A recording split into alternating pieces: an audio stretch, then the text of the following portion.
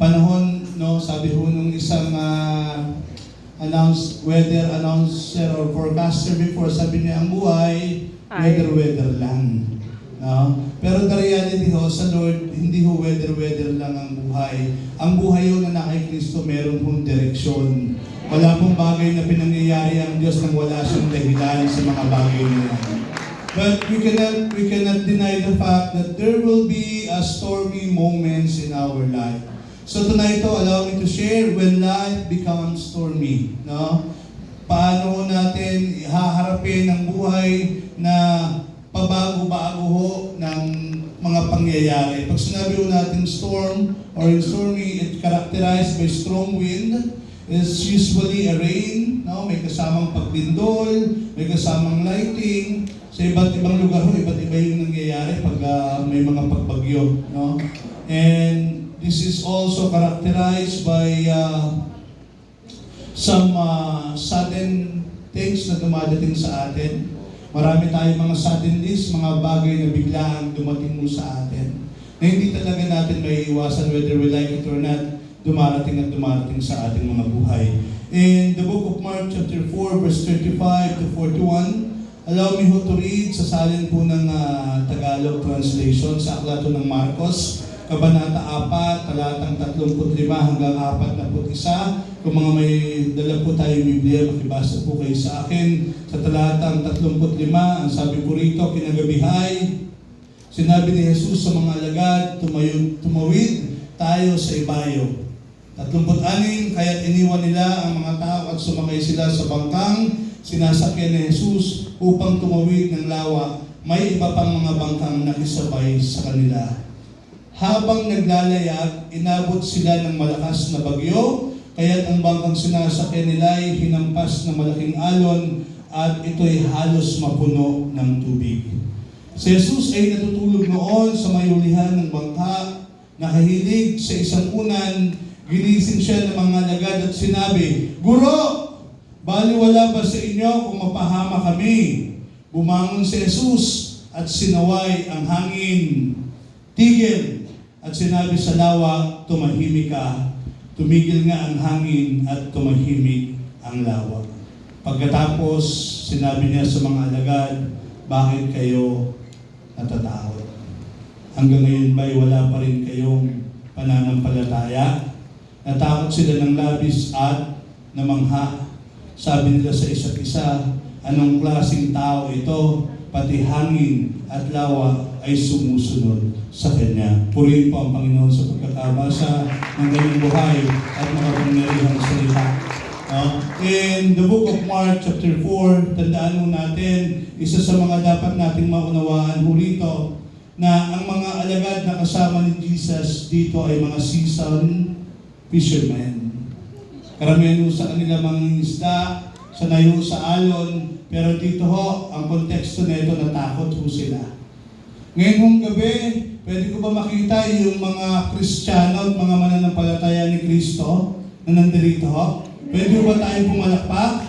Yung mga lingkod ho ng Diyos, the seasoned workers, leaders ng church po nito, noon hanggang ngayon, nananatili po sa GAL Church, tayo po yun. And itong binabasa natin, ilagay natin sa sarili natin na kasama tayo ni Kristo dito sa bangka ho na ito. And nung una ho, kalmado po sila dahil kalmado pa rin po yung dagat. Pero habang naglalayag ho sila, sabi rito, inabot sila ng malakas na bagyo. Kaya ang bangkang sinasakyan nila ay hinampas ng malalaking alon at ito'y halos mapuno na ng tubig. Nakakamdam mo sila ng tao. And eventually, habang natatakot ho sila, yung leader ho nila, nandun sa may huliang bahagi ng bangka at natutulog. Si Jesus ay natutulog noon sa may hulihan ng bangka. Tingnan naman ninyo, imagine na natutulog ko si Jesus, nagkakagulo na sila dun sa unahan. Okay? At hindi ko sila nakontento na matulog lang si Jesus. Ang sabi po rito, ginising siya ng mga alagad. Pwede naman po pala tayo manggising sa Lord anytime. Na pwede po tayong tumawag sa Lord. In short, tumawag ang mga alagad sa Diyos. Gusto kong maintindihan ninyo na ang una nilang hinanap at ang una nilang nilapitan nung panahon na nakita nila yung malakas ang alon at hinahampas na yung kanilang sinasakyang bangka, wala silang unang hinanap kung hindi ang kanilang guro, ang kanilang Panginoong Jesucristo. Sa ating pong mga buhay, hindi natin maiiwasan ang mga malalakas na bagyo, ang mga pangyayari na hindi ho natin ipinanalangin pero nangyayari sa atin, pero mayroon din po tayong kayang gawin. Ano po yun? Tumawag po sa ating Panginoon. Dito ho, hindi lang po pagtawag sa Panginoon, may pangungonsensya pa pong kasama. Ang sabi nila, Guro, baliwala ba sa iyo kung mapahama kami? Sa akin ho, hindi ho pangungonsensya ang magandang itinatawag po doon. Minsan tayo, dahil may father and son relationship na tayo sa Diyos, meron tayong paglalambing na sa Panginoon. Kailan ho ninyong muling nilambing ang Panginoon? Lord, nakikita mo naman yung sitwasyon ko, kailan niyo po ba ako ilalabas dito? Kailan niyo po ba patitigilin itong pangyayari na to? Kailan niyo po ba ako pagtatagumpayin? Panginoon, kailan po ba ako makakabayad ng utang na ito? Kailan po ba gagaling yung aking sakit at karamdaman? Kailan po ba maaayos yung aking pamilya? Marami po tayong tanong sa ating Panginoon at pagdating sa dulo, wala po ba kayong pakialam? Kung magkaganon man. Pero ito po, tingnan mo natin ang tugon ng Lord. Bumangon si Jesus at sinuway ang alagad. Hindi po. Hindi yung alagad ang sinuway niya. Anong sinuway niya? Hangin. Yung hangin. Tingnan niyo kung gaano kabuti ang Panginoon. Bago niyo tayo i-correct, i-punish, inaayos muna niya yung mga problema ho natin. Amen? Yung mga bagay na nagpapahirap sa atin, yun muna yung idinidefeat ng ating Panginoon. Sabi niya sa hangin, tigil. At sinabi sa lawa, tumahimik ka. Tumigil nga ang hangin at tumahimik ang lawa. Kung mayroong isang bagay na dapat matutunan mo yung mga Kristiyano na katulad ho natin, paano tayo nagre-react pag dumadating yung mga malalakas na bagyo ng buhay nito? Paano ho natin ipinapakita na sa mahabang panahon ng paglilingkod natin sa Panginoon, natuto na tayo at nauunawaan na natin kung paano siya kumikilos sa ating mga buhay. Mga ilang bagay ho na gusto kong ibahagi sa inyo. First, your situation matters to God. Mahalaga ho sa Diyos anumang kalagayan na meron tayo ngayon. Mahalaga ho sa Diyos kung kagabi umiyak po kayo, lumuhod po kayo. Mahalaga ho sa Diyos kung ngayon sobrang saya ninyo o sobrang lungkot po ninyo. Mahalaga ho yan sa Diyos. Your situation matters to God. It might be your pinnacle of success or your worst disappointment. Mahalaga yan sa Panginoon. Nung nagtagumpay ka, nakita ka ng Diyos na masaya, mahalaga sa Kanya yun. Natutuwa ang Diyos doon. Masaya rin ang Diyos doon. Nung panahon na nakita niya na sumadsad ka, nahirapan ka, nagdaan ka sa matinding pagsubok, mahalaga sa Diyos yun. Ito yung mga panahon na kung saan pag nakakaranas tayo ng mga mabibigat na pagkakataon, mabibigat na sitwasyon ng ating mga buhay, ang tingin ng Diyos doon, oportunidad. Oportunidad upang maipakita niya kung sino siya sa buhay mo. Oportunidad na yon para paano niya ikaw tutulungan. At bandang huli, yung testing na yon, magiging testimony mo yon. It's because God wants your situation na maging maayos. Bilang Ama, ang pinakabagay na ayaw natin, makikita natin yung ating mga anak na umiiyak at nahihirapan. To the rescue agad tayo. Lahat to ng bagay ibibigay natin para makita natin yung ating mga anak na muli humusumay. And I do believe that God is a loving Father for us. Amen? Mabuti po ang Diyos na pinaglilingkuran natin. Your situation matters to God. I remember who Elijah. After defeating 450 prophet of Baal, bigla siyang na-disappoint, natakot at napagod. At tumingi siya sa Panginoon na, Lord, kunin niyo na po ako. Gusto ko na humamatay. I believe when Elijah defeated that 450 prophet of Baal, nandun po ang Diyos. Amen? Nandun po ang Diyos. And also the moment na kung saan nanghina si Elijah at nag-request sa Diyos na gusto niyang mamatay, nandun din po ang Diyos. Nung panahon na hinahamon siya nitong mga propeta na to, na gustong patunayan ang pagiging Diyos ng ating Panginoon,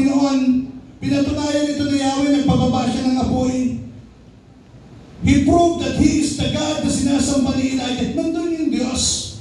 But the moment na nangihina na si Elijah, ang tanong ko, nandun po ba ang Diyos? Amen. Dumating po ang Diyos sa pamamagitan ng kanyang anghel. Ano ang ginawa sa kanya? Pinakain siya, pinaglutuan siya ng tinapay, pinainom siya ng tubig.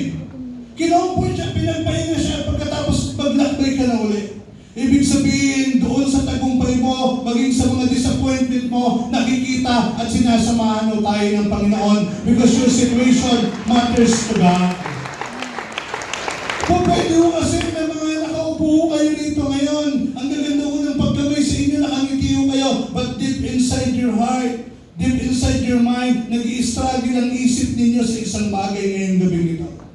Bukas ng umaga, meron na kayong natatakutan.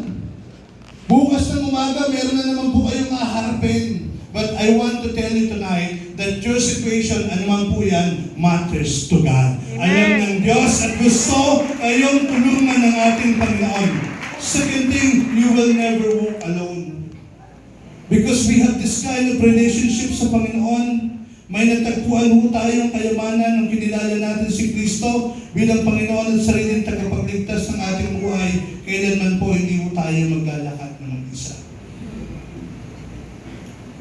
Ako, nung time na nasa Calagpasu kami, sa Bicol ho, first time mo namin mag-asawa. Kakatapos lang mo namin ikasal noon, parang less than a year, nag-decide ko kaming mag-asawa na magbakasyon ho dito lang ho sa malapit-lapit. Sa katunayan ho, nag-book pa kami ng airplane, Bicol lang naman yun. Ang problema, nag-book kami ng airplane, 5 o'clock yung flight namin, 5:40, nagising mo kami 5 o'clock. So hindi rin namin napakinabangan. So we travel. Pagdating mo doon, first time namin pumunta doon sa Calagwas. I mean, wala ho akong experience talaga sa dagat. Pagdating mo namin doon, una, dalawa lang mo kami, saan ang pupunta, nakita ko yung tiyahin ko, tapos yung pinsan ko na may 2-year-old na anak. Sabi namin, sama kayo. Akala namin yung dagat na yun, 2 hours mo kasi yung biyahe. Akala namin yung tahimik lang na karagatan.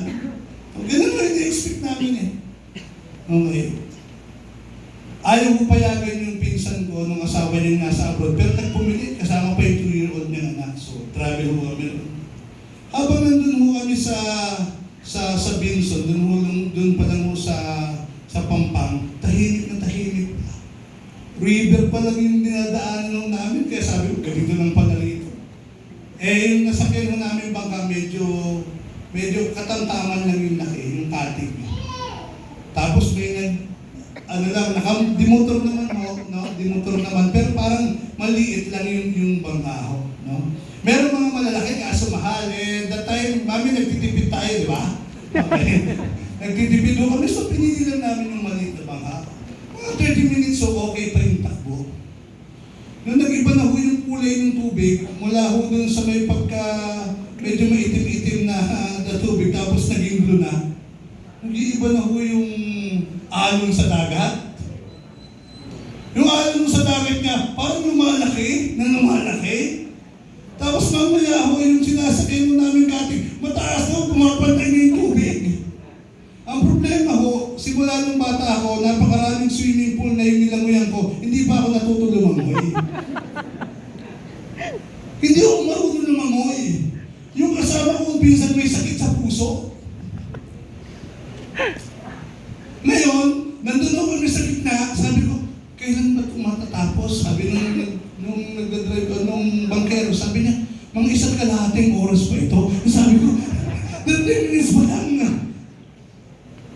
Alam niyo po, dumating sa punto na mas mataas pa sa amin yung dagat. Pero salamat na lang yung bangka, nakakasurvive naman.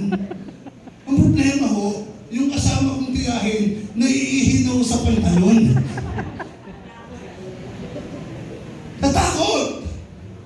Ngayon, yung aming pamangkin na 2-year-old, ginigising ng nanay, nakapilit na lang ganon. Ayaw gumising. Sabi ko sa misis ko, malapit na ako, nakikita ko na yung isla. Sabi ng bakero, hindi po yan yung pupuntahan natin, isla. Hindi pa rin. Pero all through auto, nag-iisa ko. Kasi bukod dun sa bangkero, ako na yung lalaki, nagpapakatatago ako. Hindi ako nagpapalata na nanginginig na rin yung tuhod ko. At hindi ako nagpapalata na iniisip ko na kung ano ba na mangyayari sa akin. Ano sasabihin ng asawa ng pinsan ko pag napahamak yung mag-ina niya? Bukod po doon, sumasabi na sa isip ko, sabi ko, saan may dumaan na aeroplano, kakaway kami, i-rescue na lang kami. Na sobrang takot. And through 1.5 hours po na yun, sabi ko, Lord, tulungan niyo po kami. I remember ng asawa ko, nakailang beses kami, Lord, tulungan po ninyo kami. At sa biyaya po ng Diyos, nakarating naman po kami doon. Kaso kami yung nakarating na hindi masaya. Bakit? Iniisip na ho namin kung anong oras kami babalik. Honestly, iniisip na namin, nagpapapicture ko kami doon, pero pag may nakikita ako ng mga taga-ron, ang tanong ko, anong oras yung mababa lang at payapa yung dagat? Kaya ho, at 4 o'clock in the morning, sabi doon daw payapa ang dagat, umuwi na kami ng 4 o'clock in the morning. Binaliwala na po namin yung gusto pa namin maranasan doon. Sinishare ko ito sa inyo kasi yun yung karanasan ko sa karagatan. Ibig sabihin, hindi talaga ganun kadali. And I believe that time, hindi din ho ganun kadali yung nakita nilang laki ng bagyo, laki ng alon nung panahon mo na yun. But ang maganda ho sa Lord, nung nakapunta ho kami dun sa isla, sabi ko salamat at sinamahan tayo ng ating Diyos na buhay. We never walk alone. Amen? Lapan po natin ating Panginoon. At ang maganda ho, your storm is about to end. Pakisabi sa katabi, it's about to end. Matatapos na ho yan. Matatapos na yan. Amen? Matatapos na yan. Sino ho yung may mga stormy situation ngayon? Mga nagsastruggle. Maging tapat ko kayo. Say amen. Gusto ko ninyo matapos? Say amen. Dapat ho yung mga bagyo ng buhay iniutusan mo, tumigil ka na. Ha? Dapat kayo nag-uutos din kung anong gagawin niya. Umalis ka na. Pag hindi ka umalis, ako ang aalis. You have to understand na wala akong dumadating sa buhay natin na hindi kayang tapusin ng ating Panginoon. Wala mga bagyo ng buhay, walang pagsubok ng buhay na hindi kayang solusyonan ng ating Panginoon. Amen? Anong pahuyaan? Kaya ako naman, ay mga alagad eh. Sino ito? Doon lang nila na-realize natin ko lang. Diyos na yung kasama natin. And meron ho dito, habang binabasa ko, I was really blessed. Yung verse 41, sabi ron, natakot sila ng labis at namangha. Ano yung itsura ng natakot at saka namangha? Parang, di ko alam kung ngingiti ka, pero mangha ka. Okay? Yung sitwasyon, takot. Look at this. Our God na pinagdilingkuran is a God of surprises. Amen? Kaya hong magbigay sa inyo ng Panginoon ng mga magagandang bagay sa gitna ng mga stormy situation na meron mo tayo. May nakatagong magandang bagay na nakitaan ang Diyos para sa atin. Tatlong mabibiliso na bagay ngayong gabi na nais ko pong ibahagi po sa inyo.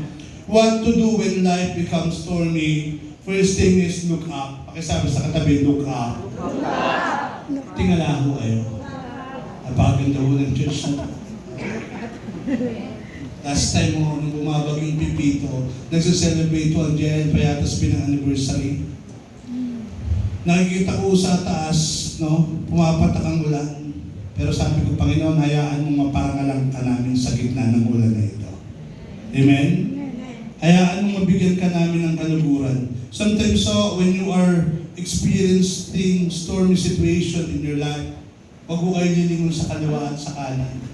Unahin po muna ninyong lingunin ng ating Panginoon. At sabihin sa Kanya, Panginoon, nakikita mo yung aking kalagayan. Amen?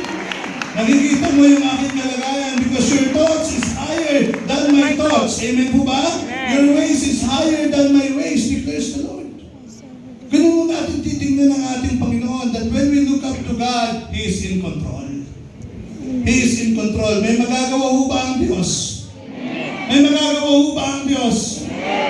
Kahit gaano pa ho ka-imposible sa mata ng tao, Pero pag sinabi ng Diyos para sa iyan, kahit sino ang humarang din, hindi sila makakaharang kasi aprobado na yan ng ating Panginoon. When we see that God is in control, palakuan po natin ng Panginoon. Sige.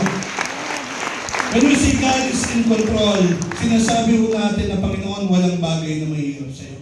Kahit gaano pa kapangit yung sitwasyon. May mga umaga ho na isang malungkot yung gising mo ninyo. Nakaranas po ba kayo nun? Yung out of nowhere nagising kayo, malungkot lang kayo. May ganun mo kayo pakaramdam? Ha? Meron kayo ganun tayo? Opo. Gusto kong tignan ho ninyo na sa mga ganung panahon, gusto ng Diyos na papayapain kayo.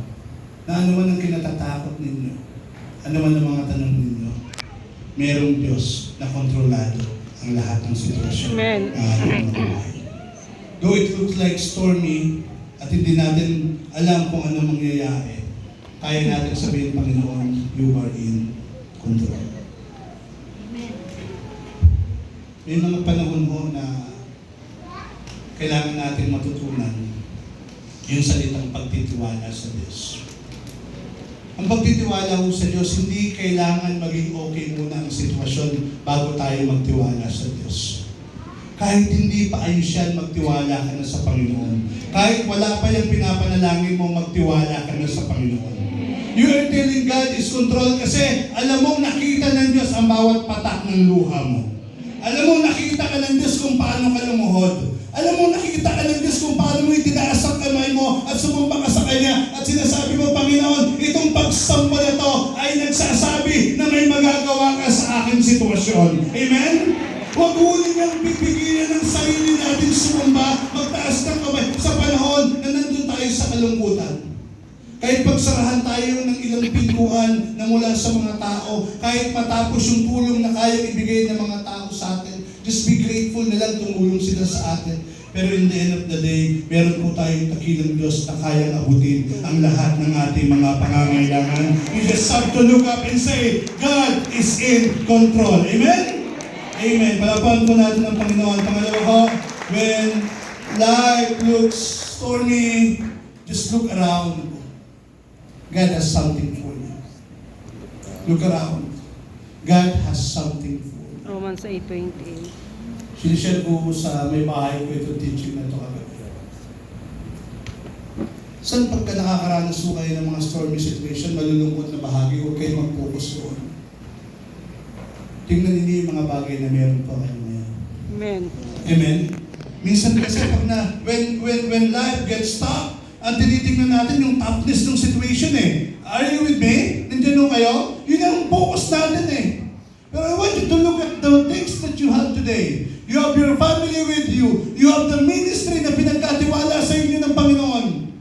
Sabi mo nga sa panahon na nag-i-struggle ka financially, pumunta ka sa ministeryo, dun mo galingan. Galingan mo ng paglilingkod. Allow yourselves na magkana ka dun sa ginagawa mong paglilingkod. Kasi yung 6:33, totoo yun. Seek ye first the kingdom of God and His righteousness, and everything shall be added unto you. Amen. Amen.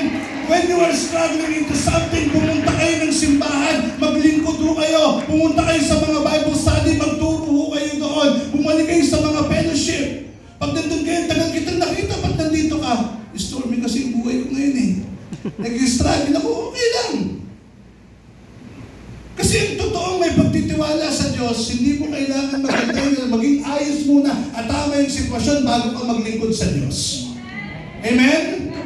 You know that whatever you have today, hindi yan bato na ibinupukpok sa iyo para manghina ka, para tumigil ka, but those stones that in front of you today, that is the stepping stone na nilagay sa iyo ng Panginoon for you to move higher, for you to move forward, para magpatuloy ka. Soaring higher. Isang kailangan natin ng mga tungtungan. Paglipas ng panahon, babalikan mo yung mga stones na yan, sasabihin mo, salamat. Storm na yan, dumating na sa buhay ko. Pinagtagumpay ako ng Panginoon. When we lost last election, October 30, nag-celebrate na ako ng 1 year. Dumating mo sa punto na October 31, hindi ako makababa ng hagdan.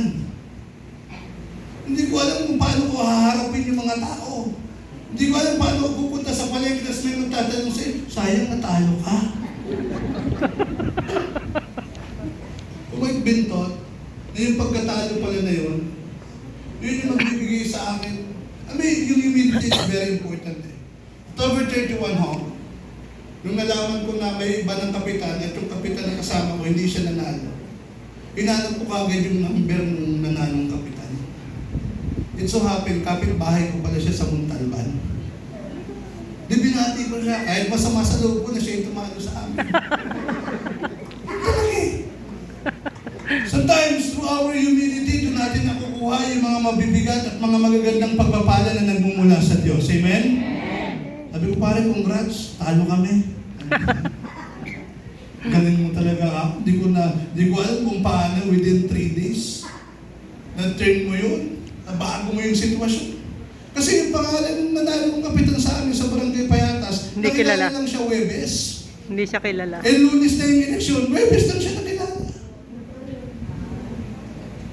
Kasi na-disqualify doon yung dapat namin kalaban, siya ngayon yung kinuha na pamalit. And in 3 days time, na-turn out niya yung 22,000 votes. Ang napakabuti ko ng Panginoon, alam niyo bakit? After namin mag-usap, sabi lang niyo sa akin, pare, once na maproklama ako, tatawagan nila. Lumipas sa mga araw, nagkagulo-gulo. Yung sitwasyon, dahil nga ako hindi naman talaga siya sa grupo na yun, gusto siyang tanggalin. Sabi ko sa kanya, pare, let's pray ka ako, huwag ka mga matakot dyan. Malaki yung Diyos na pinaglilingkuran natin. Then, after a few days, sabi niya, pag naproklama ako, pare, tulungan mo. Sa biyaya ho ng Diyos, after 1 year, eto na ho, naging barangay administrator tayo. 12 years na ang Payatas ho, hindi nakakuha ng award sa gobyerno. Just recently ho, we received 4 major awards. Praise God! And one of them is yung good governance na tinatawag. Amen. Wala pong pera yung barangay niya. I mean, yung pangit na pangyayari, kinonvert ng Lord. Yung pagkatalo ko, dahil sa pagkatalo ko, na-event ko yung bahay ko isa eh. Kaya masakit ko yun eh. Masakit ko sa amin. Yung anak kong bata, naalala niya, nung pupunta ko kami one time sa Muntalban, sabi niya, Daddy, di ba may bahay tayo dito? Sabi ko, saan? Dito oh. Sabi ko, anak, papalitan niya ng Diyos. Magantay ka lang. May bibigay sa atin ng Diyos. Mas malawak pa dun sa bahay na nawala sa atin. Because if I will look around, I do believe God prepares something great for me. Out of our losses, out of our defeat, merong hinanda ang Diyos na mas mainam pa. Mga bagay na hindi natin alam. Amen? No ear has heard, no mind has conceived what God has prepared for those who love Him. Amen? Halapan po natin ang ating Diyos buhay at magtatapos na ho tayo. Number 3, what to do when your life becomes stormy, look within. God wants you to see. Gusto ng Diyos na makakita ka. Because pag walang storm sa buhay mo, nagbubulag-bulagan tayo. We're complacent, we're satisfied. Sometimes we are bragging to the things that we have. And nung dumating yung storm, dun ka uling lumuhod sa Panginoon. Dun ka uling nanalangin. Church, when you experiencing difficulties in life, examine yourselves. Huwag tayo sisi sa ganito, tulog sa ganito. It will not solve our situation. We need self-reflection. Amen? Pakitaso yung kamay na may mga pinagdadaanan. Uy, dami natin. Dami natin. Pinagdadaanan lang pala. Pinagdadaanan lang pala. Daan ako ng daan yan. Pero huwag lang natin tatambayan. Amen? Uy, daan ka lang daan. Matatapos din yan. Amen?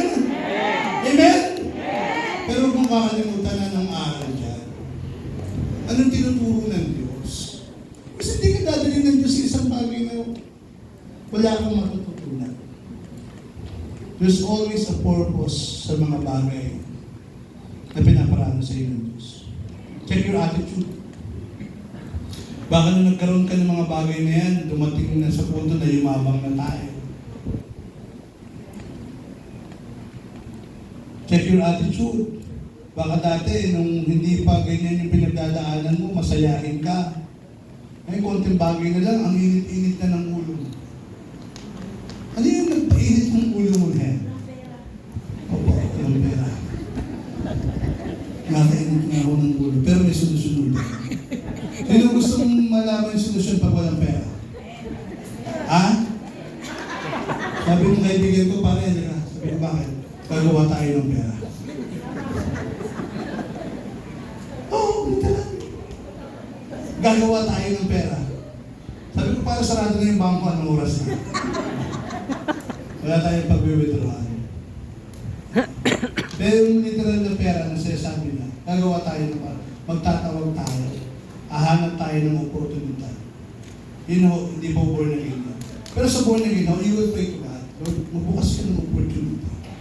Kung nag-pray kayo ng Panginoon, may pangangailangan mo ako, huwag kayong manatili dun sa apat na sulok ng bahay ninyo. Hindi malalagdag sa kalan o sa kaluwayan. Kailangan yung tumayo. Bakit? Dahil nung nag-pray ka, ang Panginoon may kinausap na tao, lalabas na rin siya ng pintuan niya. Amen? At sasabihin sa iyo, ito may trabaho ako para sa iyo. Amen? Ito may project ako para sa iyo. Ito may oportunidad ako para sa iyo. Importante yung malalaman ng Diyos. Examine yourselves, Lord, sorry. Baka yung mabang na po. Isa sa mga bagay na dapat natin inininti na habang pinopromote tayo ng Diyos, doon naman mo tayo lalo nagpapakumbag. Minsan kasi pagka pinopromote tayo ng Diyos, nakatingala na tayo. Sino pa dyan yung hindi na? The Lord always teaches us to look within. Gusto ko kasi ng Panginoon na ma-realize mo at mas ma-improve mo pa yung sarili mo sa sitwasyon na yan. Kasi alam ng Diyos na marami pa akong nakalaan, something good for you. Yung bagay na naranasan mo lang yan, patikim pa lang yan sa sukli ko at reward ko sa paglilingkod mo, mas marami pa akong bagay na nakahanda para sa iyo. At hindi lang para sa iyo, para sa pamilya mo. At gusto sabihin sa inyo ng Panginoon, nagsisimula pa lang ako. Nagsisimula pa lang po ang Diyos sa inyo. Amen? Nagsisimula pa lang ang Diyos sa atin. Marami pang gagawin ng Diyos. Babalikan ko lang ko yung usaping paglilingkod. Pag nag-i-struggle ho kayo sa negosyo, nag-i-struggle ho kayo sa mga sakit at karamdaman o frustrated kayo sa sitwasyon ng inyong pamilya, pumunta ho kayo sa simbahan. Ipakita niyo sa Panginoon na kahit ganito yung nararanasan namin, Lord, maglilingkod at maglilingkod at maglilingkod pa rin po ako sa inyo. Patutunayan ng Diyos na totoo yung kanyang salita that seek ye first the kingdom of God and His righteousness and everything shall be added unto you. Amen? Napaan po natin ang ating Panginoon. Sa pagtatapuso, when life gets stormy, look up. Wala yung number 3. Tingnan tayo. Lord, you are in control. Amen? Just look around Wala yung number 3. sa paligid. May purpose and Kaya purpose. nga, hindi nilabas eh. And sometimes, kaya rin tayo tumitingin sa paligid, gusto rin natin makita. Kasi minsan, pumapasok yung self-pity, yung awang-awa ka sa sitwasyon mo, eh pagtingin mo, ba't ka na sobrang naawa sa sarili mo? Teka, ang ganda-ganda naman ang bahay mo. Amen? May mga pamilya ka pa naman, nandiyan ang asawa mo, nandiyan ang anak mo. Andyan pa naman ang ministeryo mo. Teka lang, ano ba naging problema mo? Sinabihan po kasi ako ng pangit ko magpakantay. Ganyan ka. May problema na ako sa trabaho, hindi ko naging kasundo yung ano. Oh, sis, ba't pinagdala ka? Hindi ko nakasundo yung office mate ko. Hindi na bagay. I remember ho, way back 2017, sisimula ko kami sa negosyo, maraming struggle. May tinan akong Bible study. Sabi ko, asan si sister ganito? Ayaw niya pong matin pastor. Sabi ko, bakit? May utang daw po siya. Kanino? Dito sa ka-churchmate natin. Sabi ko, magkano utang mo? 1,000. Okay. Sa tingin mo, hindi kayang gawa ng paraan ng Panginoon? Kaya naman po. Bakit? Ipagpapalit mo yung paglilingkod mo para lang doon sa 1,000 na alalahanin mo. Sumunod ho, dumating na siya. Sabi niya, Pastor, hindi naman ho 1,000 utang ko. Sabi niya, 5,000 po. Sabi ko sa kanya, ngayong araw na ito ang utang na ng asawa nasa 300,000. Kasi naloko ho kami noon sa t-shirt namin. At kailangan ko siyang maibalik within 1 month. Pero ako nasa Bible study ko. Masaya pa rin ho ako, kinakumpul ko pa kayo ng utang nyo ng 5,000. Yung panahon mo na yun, nag-i-encourage me to yun. There will be times na nagkasakit. Anong sakit ng anak mo? Lagnat. Yung anak ko, ako kailangan maoperahan eh. Yung lagnat mo, 5 piso lang na paracetamol, okay na eh. Sa alagaan mo. Ako pinag-aanap ako ng doktor ngayon ng 500,000 para maoperahan yung anak ko. But I know God is in control and He will provide. Amen? Amen? Kapag po natin ang Panginoon, just look around. Appreciate the things that you have. Kasi bago maging stormy ang buhay mo, pinagpala ka naman ng Diyos. Isinumpre naman ng Diyos ang lahat ng pangangailangan mo. Hindi sa iyo nagkulang ang ating Panginoon. Para kung si Elijah, ba't ka nagkakaganyan ngayon? Count the things that you have. Count the blessing may binusay ng Panginoon. Bago tumama sa iyo yung storm na yan, minahal ka na ng ating Panginoon. Amen. Look within. Look within. Tingnan natin ang ating mga sarili. Kasi yung bagay na iniiwasan mo ngayon, that storm na gusto mong paalisin, bagay na yung gagamitin at kasangkapan ng Diyos sa iyo para yung matagal mong panalangin, tugunin na ng Diyos. Amen? Never waste your stormy season. Huwag hunin yung sayangin. Yung mga pinagdadaanan natin na yan. You just have to look up, look around, and look within. Palapakan po natin ang ating Panginoon. Can we just worship the Lord today? At sasabihin natin sa Panginoon, Lord, mananatili po kami sa inyo. Kahit may mga ganitong problema, may mga ganitong pinagdadaanan, alam niyo bilang mga lingkod ng Diyos, we see families affected pag meron kayong pinanalangin na hindi pinagmasakit ito sa amin na makita na may mga umaalis sa simbahan. Just because na pangaramdam nila hindi sila tinutugon ng Panginoon. Pero hindi nila nakita na nung nagsasimula sila, mag-isa lang sila sa simbahan. Paglipas ng panahon, nadala niya yung asawa niya, nadala niya yung anak niya, nadala niya na yung buong pamilya, at dumating na yung kaligtasan sa kanila.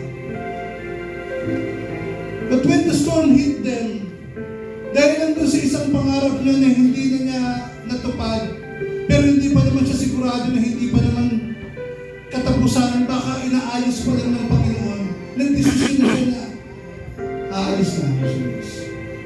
Aalis na ako sa paglilingkod. Pag nahihirapan kayo sa buhay, mga kapatid, ang panalangin ko po, huwag Diyos ang aalisan natin. Because doon pa tayo lalong lumapit sa Panginoon. Doon natin yakapin pa ng gusto ang Panginoon. Iiyak natin ito sa Panginoon at sabihin natin, Panginoon, mananatili po ako sa inyo.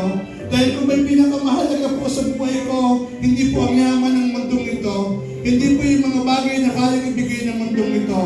Bagkus ang inyong pong presensya ang isang bagay na kahit kailanman ay hindi ko kayang mawaglit at maalis sa akin. Because you are my Father, you are my Savior, you are my Comforter. Tonight, manatili po tayo sa ating Panginoon. As we sing this song, you can ask the Lord today for whatever storm that you are experiencing. Huli natin siyang lingunin, huli natin siyang tingnan, huli tayo mag-reflect sa ating mga sarili.